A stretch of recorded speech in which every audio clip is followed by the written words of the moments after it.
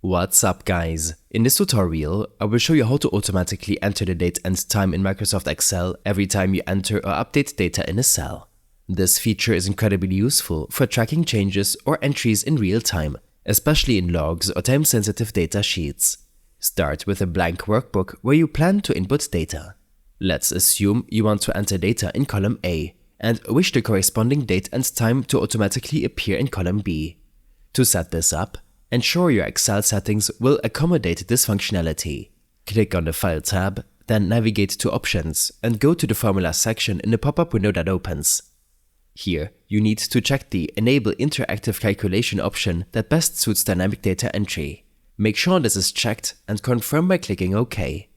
Now, let's get to the formula part. You'll write this formula in cell B1 right next to your first data entry in cell A1. The formula to use, which I'll provide in the video description, allows the cell to capture both the date and time in column B whenever data in column A is entered or updated. Double-click in cell B1 and paste the formula from the video description. Although this formula is designed to work with column A and B, you can tweak it as per your needs by changing the relevant cell names in the formula. To customize how the date and time display, you need to format the cells in column B. Right-click on a cell, choose Format Cells, and then go to Custom. From here, you can decide exactly how you want the date and time to appear, whether you want both or just one of them and in what format. What makes this formula special is its dynamic nature.